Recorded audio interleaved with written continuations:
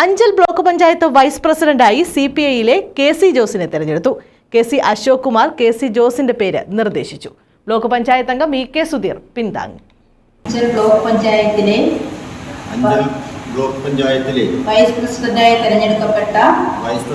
തെരഞ്ഞെടുക്കപ്പെട്ട KC ജോസ് എന്ന ഞാൻ നിയമാനുസരണം നടപ്പിലാക്കിയ ഇന്ത്യൻ ഭരണഘടനയോട് യഥാർത്ഥമായ വിശ്വാസവും പുലർത്തുമെന്നും ഇന്ത്യയുടെ പരമാധികാരവും അഖണ്ഡതയും നിലനിർത്തുമെന്നും ഭയാശങ്ക കൂടാതെയും മമതയോ വിദ്വേഷമോ കൂടാതെയും ഞാൻ എൻ്റെ ഔദ്യോഗിക കൃത്യങ്ങൾ യഥാവിധിയായി വിശ്വസ്തയോടും എൻ്റെ പരമാവധി കഴിവ് പ്രയോജനപ്പെടുത്തി നിർവഹിക്കുമെന്നും ദൃഢപ്രതിജ്ഞ ചെയ്യും.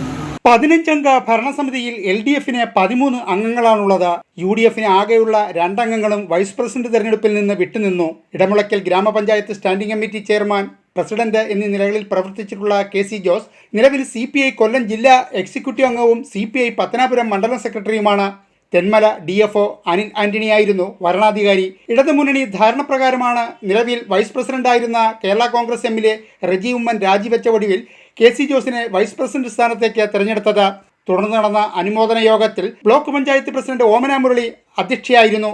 ഇടതുമുന്നണി നേതാക്കളും ജനപ്രതിനിധികളും അനുമോദന യോഗത്തിൽ പങ്കെടുത്തു. CPIയുടെ ജില്ലാ എക്സിക്യൂട്ടീവ് അംഗമായും നേരത്തെ ഇടമുളയ്ക്കൽ ഗ്രാമപഞ്ചായത്തിന്റെ പ്രസിഡന്റായും അവിടെ തന്നെ ഗ്രാമപഞ്ചായത്ത് അംഗമായും പൊതുജനാധിപത്യ പ്രസ്ഥാനത്തിന്റെ ഭാഗമായി CPIയുടെ നേതൃനിരയിൽ പ്രവർത്തിച്ചുകൊണ്ടിരിക്കുന്ന പ്രിയപ്പെട്ട ജോസ് നമ്മുടെ ബ്ലോക്ക് പഞ്ചായത്തിന്റെ വൈസ് പ്രസിഡന്റായി ഇവർക്ക് ആകെ നേതൃത്വം കൊടുക്കത്തക്കവണ്ണമുള്ള നേതൃനിരയിൽ നിന്ന് പ്രവർത്തിക്കാൻ ഈ CPI എടുത്തൊരു തീരുമാനം, ഇന്നത്തെ സമിതി കൈക്കൊണ്ട തീരുമാനം എല്ലാം നമ്മുടെ ഈ മേഖലയിൽപ്പെട്ട 8 പഞ്ചായത്തുകൾ അടങ്ങുന്നതാണ് നമ്മുടെ ബ്ലോക്ക് മേഖല. ഒരുപക്ഷെ ജില്ലയിലെ ഏറ്റവും വലിയ ബ്ലോക്ക് പഞ്ചായത്തായിരിക്കും നമ്മുടേത്.